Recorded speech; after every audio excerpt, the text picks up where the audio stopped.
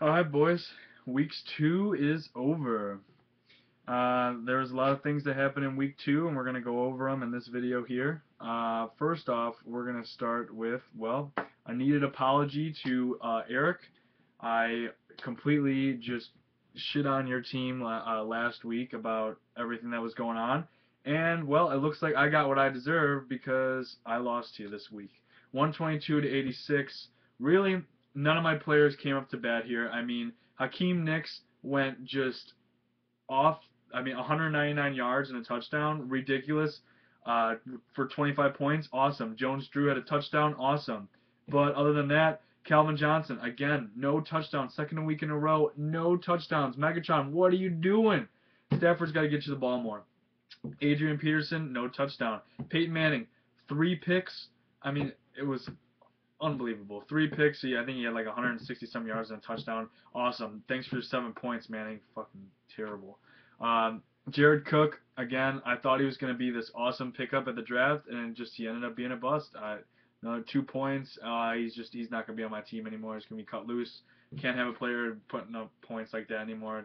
It's ridiculous. Frank Gore, solid 15 again. The Jets D had a huge week. You know what? They're playing Pittsburgh. I thought that was going to happen. And then Robbie Gould, well, they got shit on by the Packers, so how is he going to score points? But looking at Eric's team, somewhere with Dwayne Bowe there. And sorry, before I get to that, new team name, Megatronics. I think I'm going to keep that name from now on. Can't get Let's Get Rasharded because I dumped him because he's not playing anymore. Well, he's playing, but he's not starting. All right, so we're going to go there. Two players are the only 2 players that didn't score double digits. Otherwise, I mean, look at these numbers: 19, 10, 24, 22, 18, 11, 14. I mean, Mason Crosby went off and scored 14 points. If it wasn't for Aaron Hernandez getting out hurt and dropping a big goose egg, well, he would have just kicked my ass even further. And let's look at the bench players, and not too bad on the bench. I mean, Eric, I don't know why you're not starting Robert Griffin III. Oh, they have a terrible backfield. Morris isn't going to get them any points. They have a terrible backfield. All they have to do is throw. Should have listened to Tim. Tim had him on I think the medium or the hot. Got to listen to Tim. Haagen-Dazs knows what he's doing. Should have put Robert Griffin III in. Would have gave you more points to beat my ass. Otherwise, looks like you had good team management. Same thing with me. Pretty good team management, except I could have put the Steelers D in, and who would have thought that Romo would have outscored Manning this week. All right.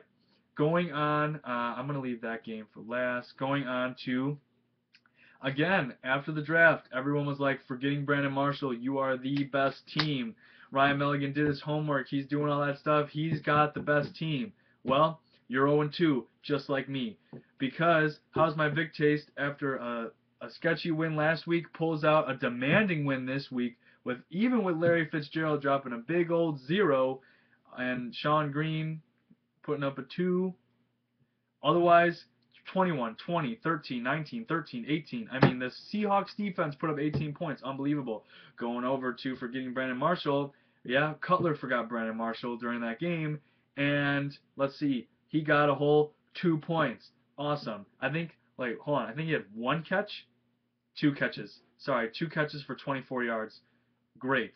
Looks like the Bears need to remember that Brandon Marshall is the best wide receiver on your team. Let's throw him the ball. When Cutler might as well have been wearing a Packers jersey during that last game because he threw 4 interceptions, which then walks off the field, bumps Jamarcus Webb, starts this whole ordeal. Who knows what the Bears are going to do against the Rams, but that's not fantasy. We're talking fantasy right now. Even though the Packers won, Aaron Rodgers still sucked it up, 10 points. Chris Johnson, dude, you got to do something about this guy. Between 2 weeks, Chris Johnson has 6 points. Used to be the #1 draft pick a couple years ago. Not anymore. He's only got 6 points for you. You got to do something about it. Bradshaw's hurt. Now he's going to put up a big old 0. And it's not like he did anything for you anyway because 2 weeks got you 16 points. In week 1, that was 14. So, no, 15 points. 15 points in 2 weeks. First week was 14. This week's only 1. Again, you got Deshaun Jackson putting up big numbers. Jimmy Graham putting up big numbers, but they're supposed to. Other than that, look at the bench here, and look at that. Trent Richardson sitting on your bench with 25 points. Ryan, looks like you start him over Chris Johnson. I think you better start him over Chris Johnson a lot more because Chris Johnson is not doing the job for you. Again, could have put Mark Ingram in for Ahmad Bradshaw. Looks like you're gonna have to put one of them in because Again, you know, nothing's going on there. Otherwise, the benches look good. Going to the next game. Jay's Cutlery playing straight out of Shompton. Kenny Chase and Chris Hardick finally changed their team name. Awesome. Too bad it didn't involve a player on your team like the team names were supposed to, but still give you credit for changing your team name because anything is better than Team Chase. Straight out of Shompton can't pull off the win this week. Jay's Cutlery is going to go 1-1, making Straight Out of Shompton 1-1, and SOS couldn't get the job done this week because they had 4 players in single digits.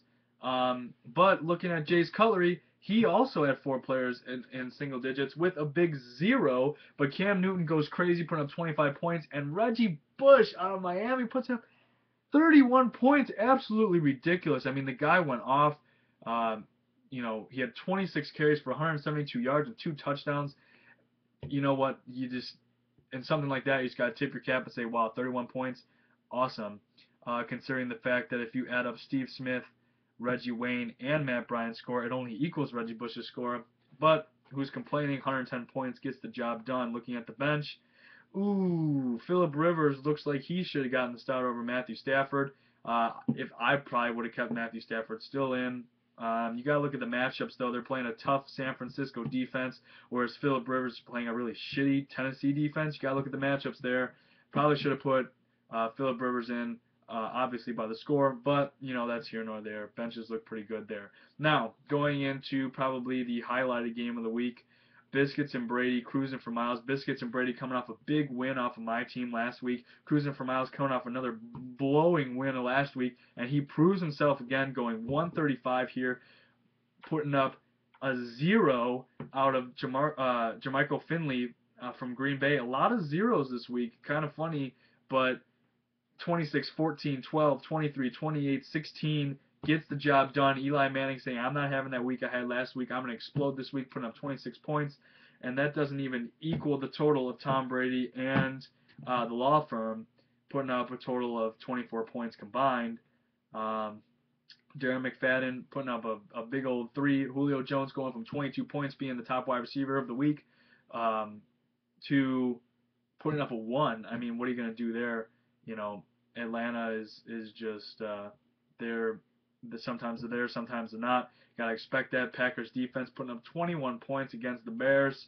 That's you're either thinking of the Patriots there, or you're just thinking that, hey, it's Thursday Night Football, Bears going to show up. I would agree with you. Packers don't have the greatest defense in the world, but cruising for miles. I want to talk to him for a quick second here. He joins one of 2 teams that are 2-0.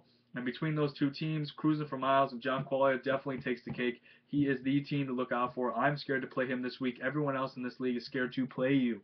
The only thing I would have to say, though, is looking at your roster here, it is very, very, very, very, very stacked. You got a lot of good things going on here. The only thing is you got to make sure that Eli Manning can throw the ball, and that he's going to get it to Victor Cruz over and over and over again, that Romo can get the ball to Austin. Right now, it's really working out for you. Later down in the year, once you come down the stretch here, we'll see how it goes. Teams are just going to be hoping to catch you on a bad week. That's just the way it's going to go. You are by far the overpowering team right now. Quick things, look at the polls. Okay, that's what happened in week 2. In my next video, I'm going to put up 2 videos this week. I'm going to announce the winner of the pick'ems. And then I'm also going to remind you to make sure to get those pick'ems in by, well, they should be in today because there's a game tomorrow.